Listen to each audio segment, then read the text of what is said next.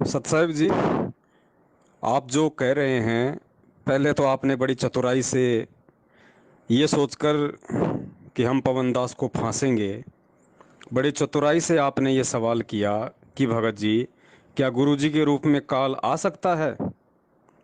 तो दास ने आपको कहा कि नहीं आ सकते।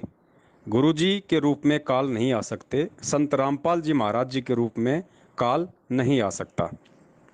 फिर आपने, आपके पास जो मटेरियल तैयार था, स्क्रीनशॉट आपने तुरंत भेजा कि ये देखो भगत जी, गुरुजी कह रहे हैं कि इंद्रमती के सामने काल उसके गुरु का रूप बना के आया था, क्योंकि कबीर जी उस समय इंद्रमती के गुरु थे, तो काल उनके गुरु का ही तो रूप बना के आया था। तो देखिए, परमात्मा कहते हैं जिसकी जितनी बुद्धि उतना दे बताए, उसका बुरा मत मानियो, बेचारा अधिक कहाँ से लाए। अब ये अध्यात्म है। अगर इस अध्यात्म को समझना इतना ही आसान होता तो परमात्मा ने 4 युगों से इतने पापड़ बेलने की जरूरत नहीं थी। दो दो बार परमात्मा ने 2-2 साल, 6-6, 7-7 साल जेल काटने की जरूरत नहीं थी।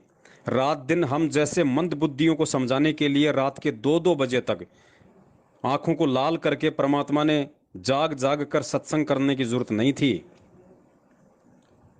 ये संकेत हैं, इन चीजों को समझना पड़ेगा।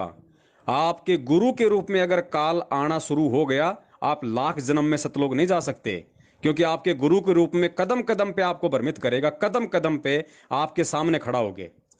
आप लाख जन्म सतलोक नहीं जा सकते। और ये तो भक्ति युग है, पीक टाइम है मोक्ष का। इस समय तो 1% भी नहीं आ सकता। वो 1% भी क्या होता है। अब आप जो इंद्रमती का उदाहरण दे रही हैं कि फिर इंद्रमती के सामने उसकी गुरु के रूप में काल कैसे आया, तो बहन जी उस समय इंद्रमती के सामने इंद्रमती के गुरु के रूप में वो काल नहीं आया। खुद वो कबीर परमात्मा जो उस समय इंद्रमती का गुरु था, उसने खुद ने काल का रूप धारण किया इंद्रमती की आंखें खोलने के लिए, उसके अंदर वो भय बैठाने के लिए, क्योंकि वो अच्छी आत्मा थी उसकी। और उस आत्मा को परमात्मा ने वर्तमान समय तक लेके आना था। वो आत्माएं पार नहीं हुई, वो सतलोक नहीं गई। उन आत्माओं को भक्ति करवा के, ये बीच के मंत्र दे के परमात्मा ने इस समय तक, आज इस बिचली पीढ़ी में लेके आना था मानव जन्म के लिए। इसलिए परमात्मा भटकते रहते थे अपनी आत्माओं के पास में, तरह तरह के रूप बना के साधु संत के चोले में। अब आप कहोगे जी गुरुजी ने तो कहा कि इंद्रमती पार हो गई, तो बड़े भाई सारी बात वहीं आती है। ये सब कुछ सांकेतिक है। जब इंद्रमती को परमात्मा यहां से ले गए 80 साल की उम्र में, और ऊपर जब मानसरोवर पे ले गए, तो परमेश्वर ने क्या कहा उसको कि बेटा मन में कोई शंका हो, कोई सोच हो, कोई चिंता हो तो बता।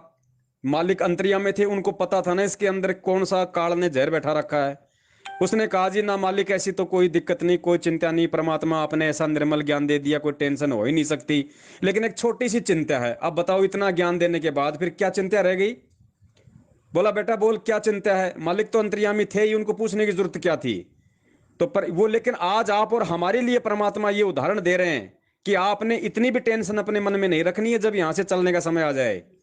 तो उसने कहा जी मेरा जो पति है, जो राजा है, वो बहुत धार्मिक व्यक्ति है। भले ही उसने आपका नाम नहीं ले रखा था, लेकिन मुझे भी भक्ति के लिए मना नहीं करता था। बहुत अच्छा था महाराज।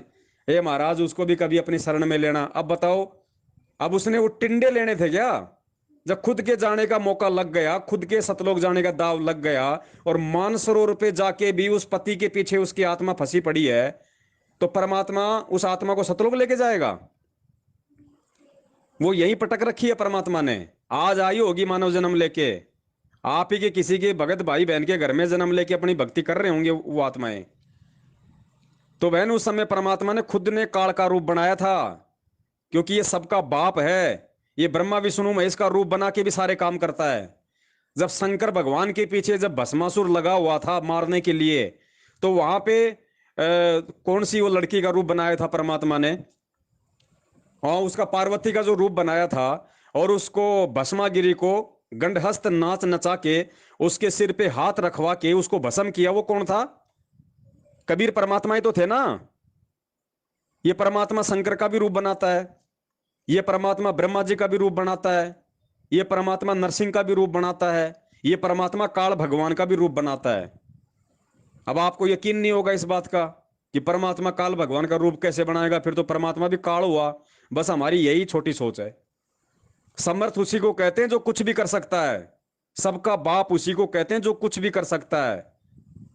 अब इस बात को मैं आपके साथ ज्यादा माथापच्ची ना करके, अगर आप समझदार होंगे तो संकेत में समझ जाएंगे कि परमात्मा भी काल का रूप बना सकता है या नहीं बना सकता। एक छोटा सा सत्संग है पूज्य गुरुदेव जी का, आदरणीय गरीबदास जी महाराज जी के ऊपर उन्होंने सत्संग किया, और उस सत्संग में उन्होंने समझाया कि एक बार वहां पे छुडानी के पास में कोई रूपनगर नाम की कोई रियासत थी। वहां का राजा मुसलमान था, वो हिंदुओं पे ज्यादा टैक्स लगाता था। तो गरीबदास जी महाराज जी के 2,500 बीघा जमीन थी, तो उसने हिंदुओं पे ज्यादा टैक्स लगा दिया। अब उसके चौकीदार आए वहां पे, बोलो जी ऐसे ऐसे टैक्स दो। तो गरीबदास जी महाराज जी ने मना कर दिया कि भाई हम नहीं देंगे। पहले ये बताओ क्या सभी के ऊपर लगा रखा है या खाली हम जैसे बड़े बड़े जमींदारों के ऊपर लगा रखा है?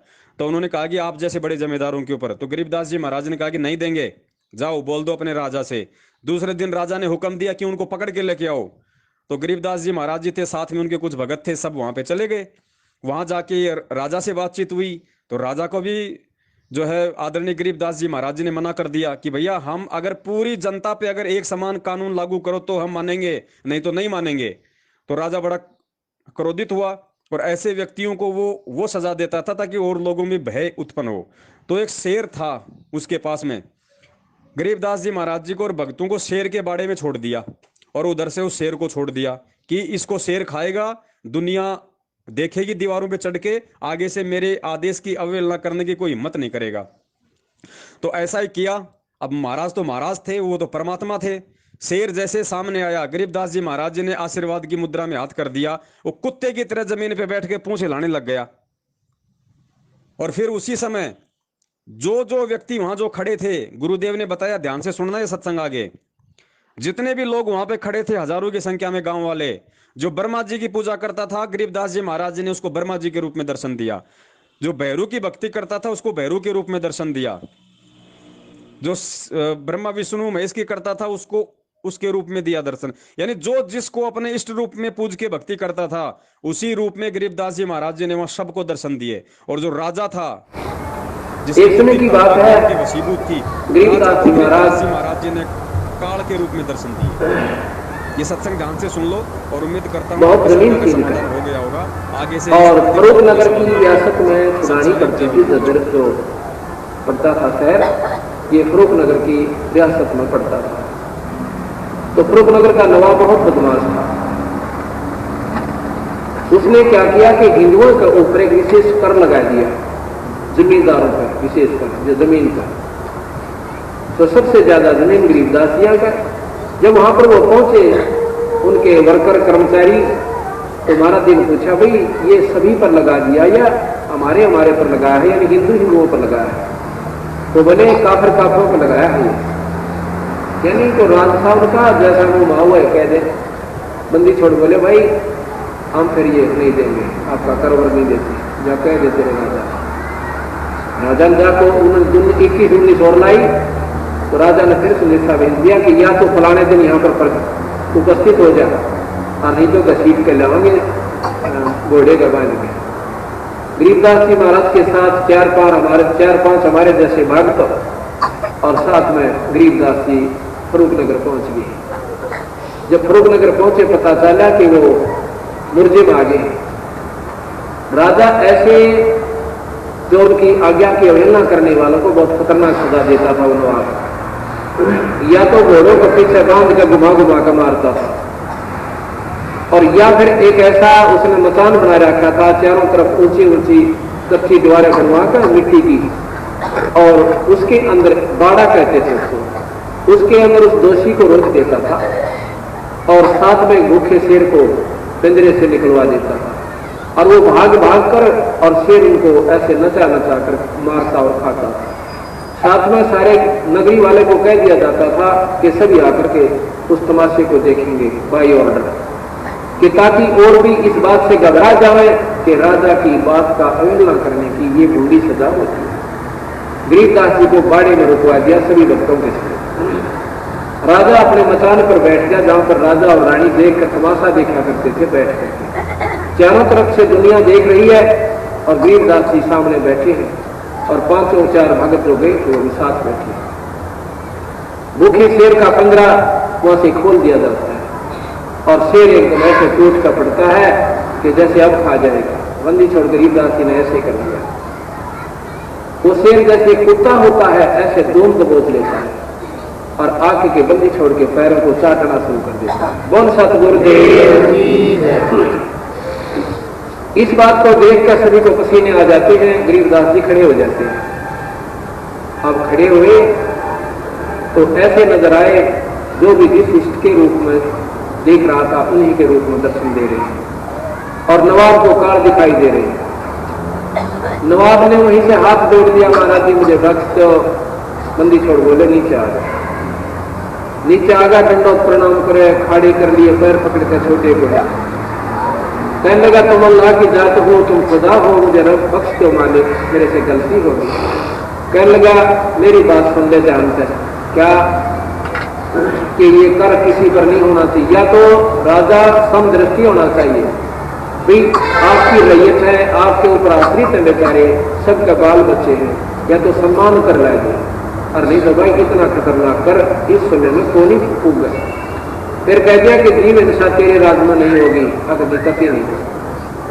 सतगुरु महाराज वहां से आ जाते हैं और शेर भी उनके साथ साथ छुड़ाने आता है। अब शेर को लाकर के महाराज के गौ बहुत रक्षा करते थे, वहां छोड़ दिया। ऐसे खड़ा है जैसे कुत्ता खड़ा रहा करे, गौ की तरफ नजर भी नहीं करी। 7 दिन छुड़ानी में रहा। उसके बाद उसको कान में कोई कह दिया कि जा भाई जंगल में जाकर अपना शरीर त्याग। बड़ी में गया, तीसरे दिन बड़ी में मरा हुआ पाया। किसी जीव की जीव हिंसा नहीं करी उस शेर में। बोल सतगुरुदेव।